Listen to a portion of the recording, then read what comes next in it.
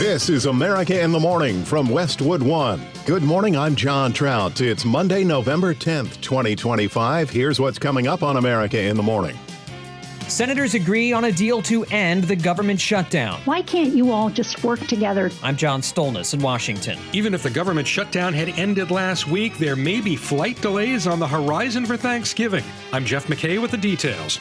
President Trump doubles down on the idea of $2,000 tariff dividend payments. I'm Clayton Neville. Shots fired at ICE agents in Chicago this weekend. You can't use street guys. I'm Joan Jones. On Wall Street, stocks are coming off a losing week, especially for tech shares and AI companies. I'm Jessica Ettinger. President Trump with overnight pardons, including Rudy Giuliani. And religious concerns from some voters are growing over the soon-to-be new mayor of New York City. All ahead on America in the Morning. Last night, the Senate voted on a temporary government spending deal that would end the longest government shutdown in U.S. history, although not all Democrats are on board. John Stolnis has more from Washington. 14 times the Senate had failed to pass a procedural vote on a House-passed continuing resolution, but late last night, 5 additional Democratic senators joined 55 others to clear the 60-vote threshold, ending a filibuster. The deal would extend the continuing resolution until late January and includes 3 full-year appropriations bills that would fully fund SNAP and WIC benefits, pay the military, and reverse some of the mass firings that went into effect on October 1st. Democratic Senator Jeanne Shaheen said it was time to reach a compromise. When I talk to my constituents in New Hampshire, you know what they say to me? They say, why can't you all just work together to address the problems that are facing this country? We put the Senate back on a path to start doing that today. The deal had the full backing of Republican Senate Majority Leader John Thune. Mr. President, again, I am optimistic that after almost 6 weeks of this shutdown, we'll finally be able to end it. The deal also came with a promise from Senator Thune that Republicans would bring to the floor a bill that would address the increase in the Affordable Care Act subsidies that have been at the center of the Democrats' opposition. However, House Republicans have refused to do the same so far. Senator Bernie Sanders accuses his more centrist colleagues of folding. What this Senate is about to do is make a horrific situation even worse. Democratic Senate Minority Leader Chuck Schumer was not among the Democrats who voted yes. This health care crisis is so severe, so urgent, so devastating for families back home that I cannot in good faith support this CR. Republicans needed 5 Democrats to cross the aisle. On this vote, Shaheen, Jackie Rosen, Tim Kaine, Maggie Hassan, and Angus King all changed their votes. King said their previous strategy wasn't working. How long would it take to not get a response to say it isn't working? In other words, it's been 6 weeks. The shutdown is not officially over yet. Last night's vote cleared an important procedural hurdle, but a vote on the bill itself will likely come in the Senate later today. The House will likely take it up at some point this week. John Stolnis, Washington. An incredibly frustrating weekend for anyone moving through the nation's airports. America in the Morning's Jeff McKay warns that even if Congress had somehow ended the government shutdown last week, flight disruptions would likely continue and could impact Thanksgiving travel. Transportation Secretary Sean Duffy said the FAA is nearly 2,000 air traffic controllers short of full staffing, a situation that the government shutdown uncovered for everyone to see, but there's still no clear way to get the towers fully staffed anytime soon, even if the controllers stop calling out sick and they work their maximum allowable hours. Sunday was a transportation nightmare for travelers, with nearly half of all flights at LaGuardia, Newark and Kennedy Airport in New York, Orlando, Chicago, Philadelphia, and Reagan National in Washington delayed, 1 in 5 flights in Atlanta canceled, and nearly half of all JetBlue and Frontier airline flights delayed. More than 100 American, United, Republic, SkyWest, and Delta Airlines flights canceled. NBC News is reporting that even if the shutdown ended yesterday, the Thanksgiving travel holiday weekend may still see some small disruptions depending on airport staffing levels, which have had issues even before the shutdown began. I'm Jeff McKay in Washington. The top stories of the day are sponsored by Sleep Number. It's the Sleep Number Black Friday sale. Recharge this season with cozy, soothing comfort. Save on mattress and base bundles, plus free premium delivery, limited time, only at Sleep Number or sleepnumber.com. ICE agents take fire in Chicago. When America in the Morning continues after these messages.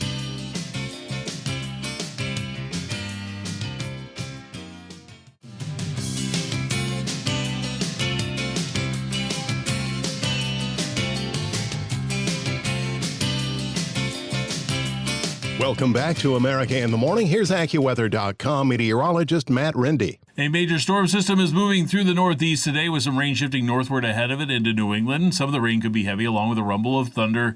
There could even be a wintry mix of snow to start the day in the northern mountains around Maine.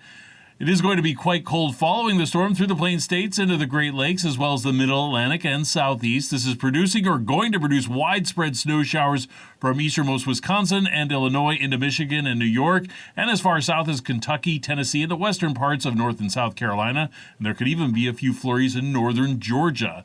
The heaviest snow will be near the Great Lakes, where colder air over the very warm lakes will lead to lake-effect snow bands developing. Some places to start today will have nearly a foot of snow in northeast Illinois around Chicago, and continuing into northwest Indiana around South Bend. And these squalls will continue to organize in northeast Ohio, western Pennsylvania, and western New York. Snow amounts in these areas could surpass 6 inches later today into tonight.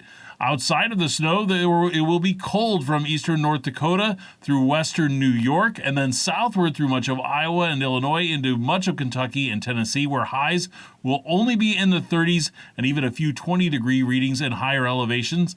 Highs of just 50 degrees will reach as far south as the Gulf Coast.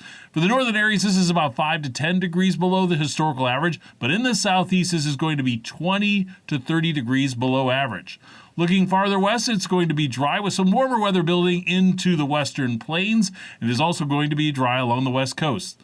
That's the weather across America. Atlanta, Georgia will be cold today despite some sunshine, high around 40. Denver, Colorado will be warmer with sun and a few clouds and a high near 70. That's the nation's weather. I'm AccuWeather.com meteorologist Matt Rindy. Follow us wherever you get your podcasts. Search America in the Morning in your favorite listening app. President Trump is promising tariff dividend payments to Americans. Correspondent Clayton Neville reports Trump's Treasury Secretary had a different spin on the president's plan. President Trump posted on social media over the weekend that all Americans except for the high-income population will receive at least $2,000 dividend payments from U.S. tariff revenues. The post came just days after the U.S. Supreme Court voiced concerns about the legality of Trump imposing tariffs without congressional approval. What exactly the payments will look like is not clear yet. The $2,000 dividend could come in lots of forms, in lots of ways. U.S. Treasury Secretary Scott Bessent spoke about the president's dividend promise with ABC's This Week. It could be just the tax decreases that we are seeing on the president's agenda. No tax on tips, no tax on overtime, no tax on Social Security, deductibility of auto loans. So, those are substantial deductions. In his social media post announcing the dividend payments, President Trump said that America is the most respected country in the world with almost no inflation and a record stock market price. He said the country's taking in trillions of dollars from tariffs that he said will soon help the U.S. begin to pay down $37 trillion in debt. Trump also said those who don't support tariffs are, quote, fools. I'm Clayton Neville. The search is on for the person who fired shots at ICE agents conducting an operation in a Chicago neighborhood. Joan Jones reports that federal agents in Chicago have been the targets of protests and violence. Audio courtesy WLS-TV Chicago. The search is on for the person who fired shots at ICE agents conducting an operation in Chicago's Little Village neighborhood this weekend. It happened as agents detained an illegal immigrant as part of the Department of Homeland Security's Operation Midway Blitz. An angry crowd gathered around the officers, where Border Patrol Commander Greg Bovino could be seen in cell phone video holding what protesters claimed was a tear gas canister. What are you going to do, tear gas? You can't use tear gas, you can't use tear gas. The crowd demanded the woman's release while chasing the agent's caravan, and that's when shots were allegedly fired by an unknown male from a black Jeep who managed to get away. DHS also said agitators threw a paint can and bricks at Border Patrol vehicles. Chicago police responded to the scene, but they found nobody was hurt. And then moments later, a Chicago police officer directing traffic at the scene was hit by another vehicle. CPD said this was an accident, but a 20-year-old female female was given 2 citations and police are investigating. The officer had minor injuries. Now, in a separate development, DHS says it has rearrested 52-year-old Luis Mendoza Gonzalez, who's in the country illegally from Mexico. He had been charged in April with concealing the body of a missing woman in a storage container in his yard in Chicago. She had been decapitated and found in a bleach container. But a judge released him from custody at the conclusion of his court appearance. He's now being held at Lake County Jail in Waukegan, Illinois. I'm Joan Jones. Up next, consumer confidence at its lowest level since those numbers began. When America in the Morning continues after these messages.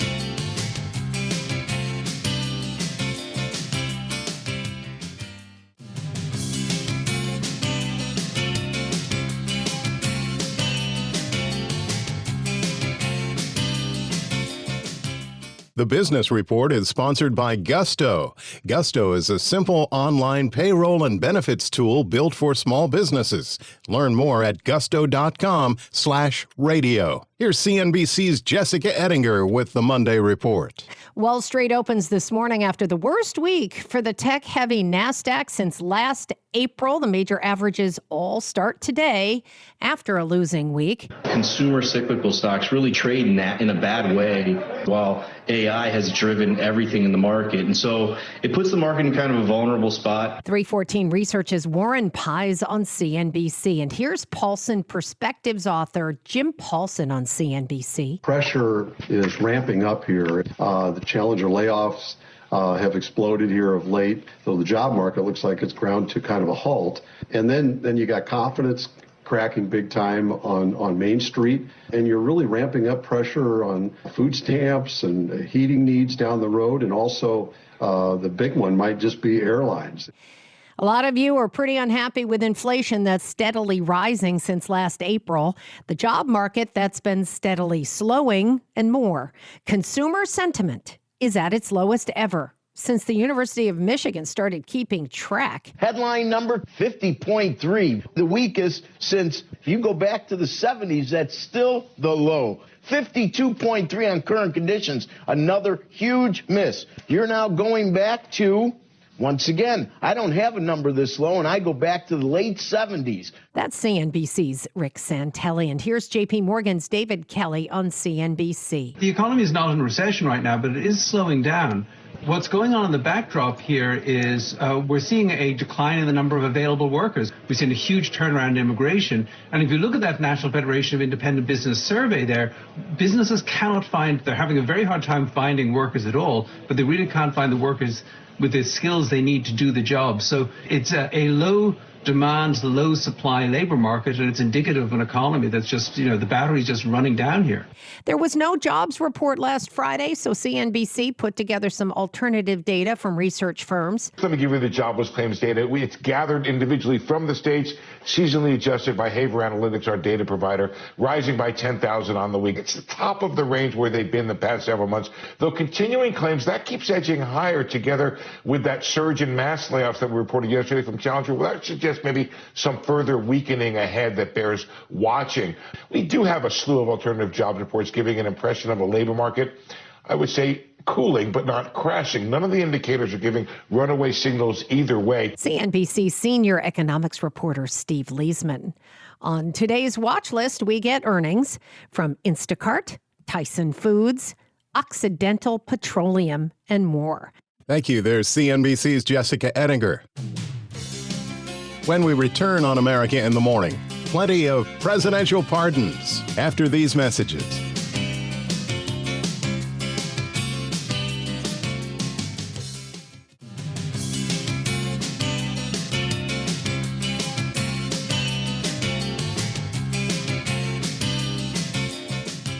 President Trump is pardoning key figures allegedly involved in the efforts to overturn the 2020 election. Politico is reporting that, according to Ed Martin, the United States pardon attorney, those who received what the president called full, complete, and unconditional pardons Sunday night include Rudy Giuliani, John Eastman, Mark Meadows, and others allegedly involved in the scheme to alter state electors voting against Trump in the 2020 election. Giuliani, Eastman, and Powell were among those identified by former special counsel Jack Smith as Trump's co-conspirators, though he never brought charges against them. ABC News is reporting, in addition to those in his inner circle, Trump also pardoned dozens of GOP activists who signed paperwork falsely claiming to be legitimate presidential electors.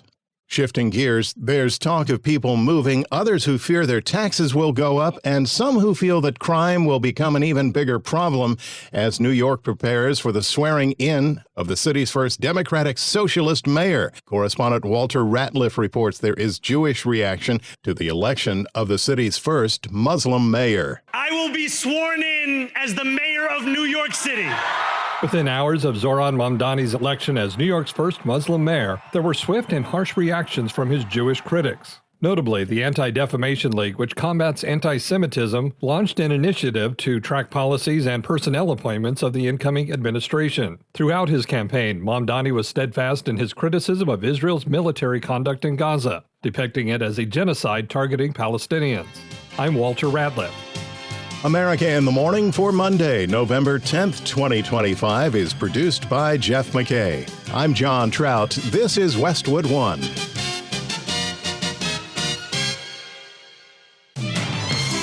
This is America in the Morning from Westwood One. I'm John Trout. Coming up this half hour. Senators agree on a deal to end the government shutdown. I'm John Stolnis in Washington. Record-smashing cold comes crashing into the Midwest and even the Deep South.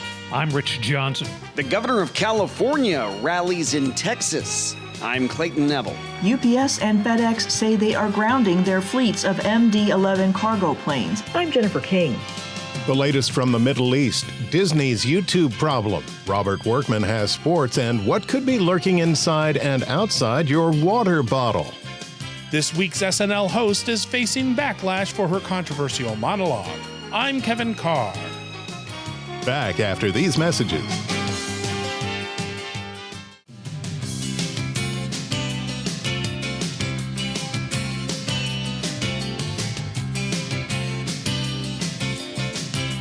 America in the Morning continues with the nation's weather. Here's AccuWeather.com meteorologist Matt Rindy. A very large storm system is moving through the eastern U.S. The main area of low pressure is moving through New England today. It is going to lead to some rain and even a rumble of thunder. There could even be a wintry mix in the northern mountains around Maine this morning. And it is going to be quite cold to follow this system through the Plain States into the Great Lakes as well as the southeast and middle Atlantic. This is producing or going to produce widespread snow showers in the eastern parts of Wisconsin, in Illinois, as well as Michigan and New York, and as far south as Kentucky, Tennessee, and the western parts of North and South Dakota. And there could even be a few flurries in northern Georgia. And the heaviest snow is going to be near the lakes where lake effect snow will develop. Some places to start the day will have nearly a foot of snow in northeast Illinois around Chicago and continuing to northwest Indiana.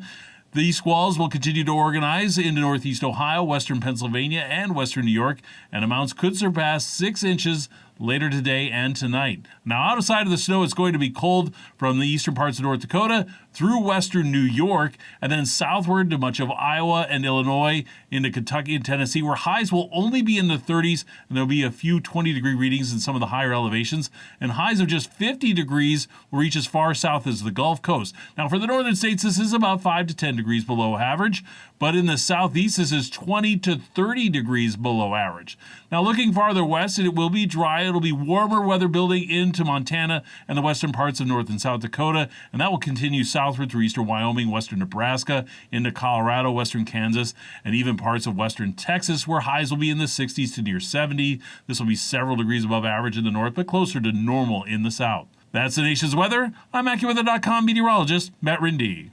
You can follow us wherever you get your podcasts. Simply search America in the Morning in your favorite listening app. The groundwork is taking shape for the end of the government shutdown as the Senate voted on a temporary spending deal that still needs to be finalized later today.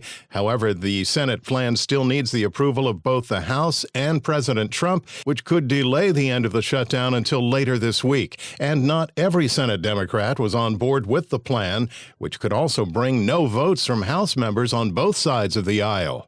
John Stolnis has a recap from Washington. The deal would extend the continuing resolution until late January and includes 3 full-year appropriations bills that would fully fund SNAP and WIC benefits, pay the military, and reverse some of the mass firings that went into effect on October 1st. Democratic Senator Jeanne Shaheen said it was time to reach a compromise. Why can't you all just work together to address the problems that are facing this country? We put the Senate back on a path to start doing that today. The deal had the full backing of Republican Senate Majority Leader John Thune. After almost 6 weeks of this shutdown, we'll finally be able to end it. The deal also came with a promise from Senator Thune that Republicans would bring to the floor a bill that would address the increase in the Affordable Care Act subsidies that have been at the center of the Democrats' opposition. Senator Bernie Sanders accuses his more centrist colleagues of folding. To make a horrific situation even worse. Minority Leader Chuck Schumer was not among the Democrats who voted yes. This health care crisis is so severe, so urgent, so devastating for families back home that I cannot in good faith support this CR. Last night's vote cleared an important procedural hurdle, but a vote on the bill itself will likely come in the Senate later today. The House will likely take it up at some point this week. John Stolnis, Washington. A large area east of the Mississippi River is looking at heavy snow, strong winds, and dangerously cold temperatures from the Great Lakes to the Deep South. Rich Johnson has details. The polar vortex is not here. It's up there. Way, way up there, according to Fox weather meteorologist Ari Sarsalari. It's not that the polar vortex is coming to town. It's not that. The polar vortex sits over the North Pole. It's way, way up above our heads. It's up in the stratosphere. When the polar vortex weakens, then a little lobe of it can come down. And that little lobe is bringing dead of winter temperatures to the eastern 2/3 of the continental U.S. For the Great Lakes, it means lake effect snow, potentially a lot of it. So we have this extremely cold air mass that is running over the relatively mild waters of Lake Michigan. And it's this huge temperature contrast that is allowing for this setup of dynamic lake effect snow. WLS-TV meteorologist Cheryl Scott in Chicago on her Instagram feed. This morning's early season cold could turn into record-setting cold tomorrow, well into the Deep South and even Florida.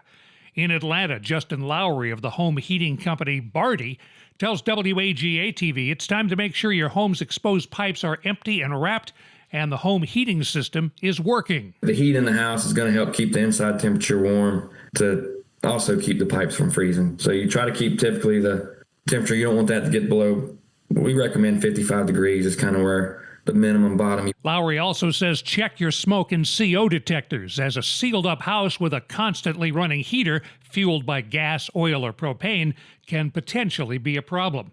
I'm Rich Johnson. California Governor Gavin Newsom rallied in red state Texas over the weekend, adding to speculation he could be mulling over a presidential bid. Correspondent Clayton Neville reports. The Democratic governor of California, Gavin Newsom, took the stage in front of a crowd of more than 800 people at a Harris County Democrats event in Houston. Thank you, Texas. Thank you, Harris County Dems. Thank you, Dems. Newsom urged Texas to vote blue and spoke a lot about the recently redrawn congressional maps in the Lone Star State, which he adamantly spoke out against when they were up for a vote. He was part of the national effort to delay that vote on the maps in Texas and bring the issue to the forefront across the country. He urged Texans to stand up against Republican leadership during the rally. Let's stand up to those that have been humiliated, those that feel bullied, those that are afraid and scared. Let's stand up for those that have given up, and let's give them hope. Let's stand up for the rule of law. Let's stand up for a system of checks and balances. Newsom said he came to Texas to thank Democrats for their efforts surrounding congressional maps. He said, "Thank you for inspiring the state of California." Last week, California voters passed a ballot initiative to allow the state to redraw its congressional map for the 26 elections, potentially favoring Democrats and essentially negating the redrawn Texas maps. Each state's map would give 5 additional seats. Texas Governor Greg Abbott, though, has said that if that happens, Republicans will just redraw the maps again in Texas to again favor Republicans. Meanwhile, speculation grows over whether or not Newsom will run for president in 2028. He was asked about it on CNN's State of the Union. After the midterms. Of course. But it's not It's not mind. It's do you meet the moment? Do you have a big enough why? Do you have a what and a how? You actually can accomplish something. Do you have a why? You have to find that. You have to meet that moment. This week, nearly 200 nations are gathering in Brazil. The Trump administration is not sending any high-ranking officials, but Governor Newsom will be there with a delegation from California. I'm Clayton Neville. When we return on America in the Morning, update on that deadly UPS plane crash in Kentucky after these messages.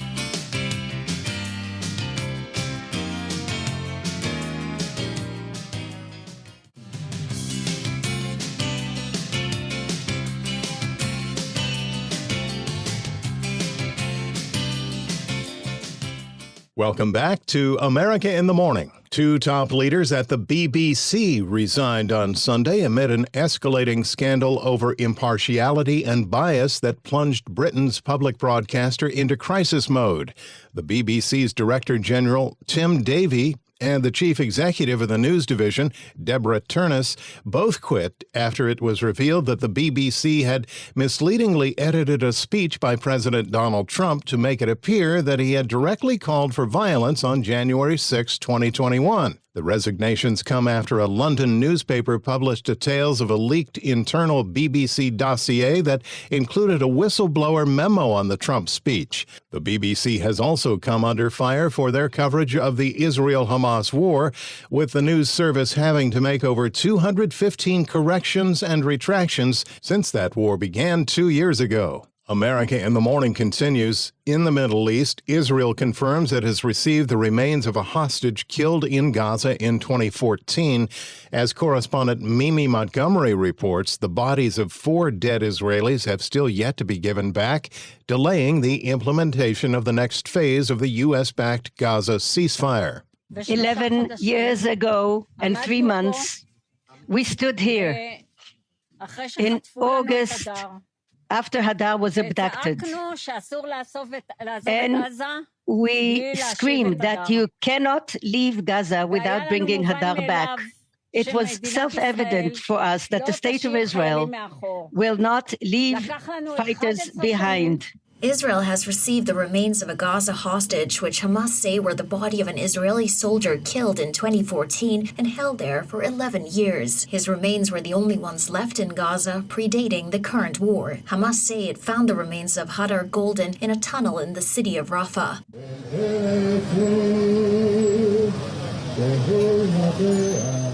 A solemn song is heard outside a forensic institute in Tel Aviv. Police officers are lined up saluting the convoy carrying the remains of Hadar Golden, a soldier killed in Gaza in 2014 and held for 11 years. Hamas returned the remains, which they say were found in a tunnel in Rafah. Golden was killed in 2014, just after a ceasefire started in that year's war between Israel and Hamas. The return of his remains marks a significant development in the U.S.-brokered truce. It also ends a painful chapter for Golden's family, who ran a decade-long campaign to bring his remains home. I'm Mimi Montgomery. Investigators continue to gather evidence as they try and piece together last week's deadly plane crash in Kentucky. Jennifer King reports that UPS has taken the model of plane that crashed out of service for now. The death toll has grown to 14 people, including the 3 pilots. National Transportation Safety Board member Todd Inman says audio from the cockpit voice recorder has been recovered. About 37 seconds after the crew called for takeoff thrust, a repeating bell was heard on the CVR, which persisted until the end of the recording 25 seconds later. During this time, the crew engaged in efforts to attempt to control the aircraft before the crash. Investigators know there was a fire in the plane's left wing and will use flight data to help get a clearer picture of what happened. Investigators have been gathering flight data, plane parts from the crash site, and multiple videos. They're also looking at what might have happened during several weeks when the 1991 plane was undergoing maintenance in San Antonio. UPS released the names of the 3 pilots killed on Flight 2976. They were Captain Richard Wartenberg, First Officer Lee Truitt, and Relief Officer Captain Dana Diamond. Meanwhile, a lawsuit alleging negligence has been filed by an automotive repair shop and a resident treated after breathing in smoke, naming UPS and the manufacturer of the plane and its engine as defendants. In regard to the plane itself, the bulk of the left engine pylon was still attached to the left engine when the engine separated from the wing. Both of those components are in a secured facility and undergoing further examination. UPS and FedEx say they are grounding their fleets of MD-11 cargo planes out of an abundance of caution at the recommendation of the plane's manufacturer. Those aircraft make up about 9% of the UPS fleet and 4% of the FedEx fleet. I'm Jennifer King. Disney's content, including ABC, ESPN, and other streaming services, is currently not being carried on YouTube over contract squabbles. Chuck Palm has an update in today's Tech Report. Talks between Disney and YouTube have been grinding all year, but they hit a wall over how much YouTube should be paying per subscriber to carry ABC, ESPN, and the rest of the Disney lineup. Disney's networks vanished from the platform late last Thursday after the old license expired without a new deal. And YouTube is firing back. They say that Disney's demanding sky-high rates, much higher than what rivals like Charter and DirecTV are paying, while painting themselves as the reasonable ones, offering a fair agreement in line with deals with their other distributors. Disney's countering, saying that YouTube is lowballing for preferential terms that are below market and barely budging, even as they kicked off this round of talks with an offer much cheaper than the old license. A Disney memo late last week said, "Here comes another sports pack weekend without a deal." For more, follow me on X at Chuck Palm. Here's Monday Sports on America in the Morning with Robert Workman. NFL Week 10, the Patriots won their 7th straight game, 28-23 over the Buccaneers. Travion Henderson broke it open with second-half TD runs of 69 and 55 yards. It was a good battle. They got a good team. They made some plays. We made some plays. How football goes. That's the nature of this sport. Jonathan Taylor rushed for 244 yards and 3 touchdowns, including the overtime winner, as the Colts beat the Falcons 31-25 in the first NFL game ever played in Berlin. Indy and New England now tied with Denver for the best record in the NFL at 8-2. Dolphins stunned the Bills 30-13, snapping a 7-game losing streak against their division rivals. Jets got TD returns on a kickoff and a punt to put down the Browns to give them back-to-back wins after an 0-7 start. Seahawks slammed the Cardinals. DeMarcus Lawrence returned 2 fumbles for scores. Lions scored on their first 8 possessions in a romp over the Commanders. Rams ripped the 49ers. Matthew Stafford threw 4 TD passes. Bears rallied from down 10 with 4 minutes to play to squeak past the Giants. Texans erased a 19-point deficit to snag the Jaguars. Wins for the Saints, Ravens, and Chargers. Former NFL Commissioner Paul Tagliabue died Sunday at age 84. NBA, the Thunder rallied from down 19 to upend the Grizzlies and improved to 10-1. Shai Gilgeous-Alexander with 35 points. Pistons lead the East at 8-2 after stopping the Sixers for their 6th win in a row. NBA legend Lenny Wilkins passed away Sunday, one of 5 men to enter the Hall of Fame as both a player and a coach. He was 88 years old. NHL, the first-place Avalanche edged the Canucks in overtime. That's Colorado's first OT win in 6 tries this season, while the Ducks down the Jets for their 7th straight. That's Monday Sports. And there's a look at sports. When we return on America in the Morning, Saturday Night Live goes one step over the line after these messages.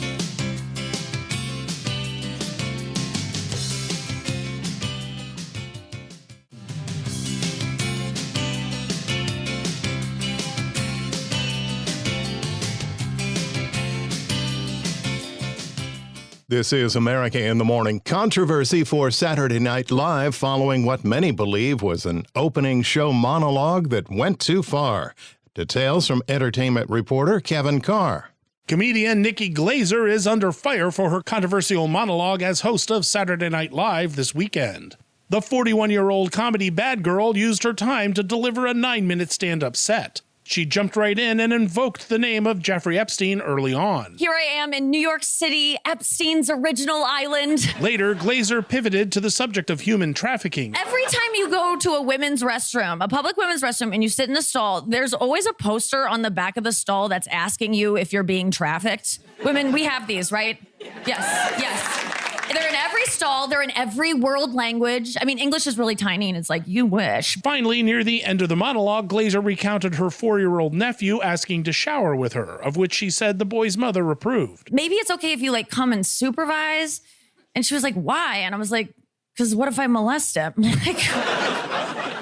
And she was like, would you? And I was like, no, I would never. That's disgusting. But that's what I'd say if I was gonna. The comedian was quickly criticized on social media, with some suggesting this was a career-ending moment. Others, however, praised her for her edgy yet relevant material. Glazer's comedy is known for frank discussions about sex and gender politics. She also talks about darker, taboo topics like abuse and human trafficking, so the jokes were not surprising for those familiar with her comedy. If her goal was to spark conversation on the topics, it apparently worked. I'm Kevin Carr. We all have them, we all use them, but there are questions as to what, other than water or another thirst quencher liquid, may be in them. Reporter Aditi Ramakrishan has details as to what may be lurking both inside and outside your water bottle.